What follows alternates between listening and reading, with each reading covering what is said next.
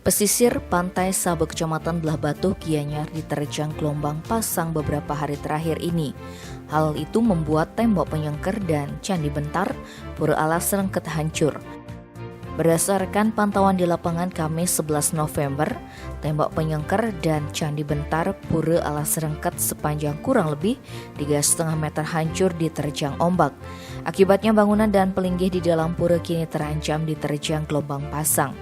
Selain pura, senderan penahan ombak milik sebuah tempat akomodasi pariwisata juga tergerus.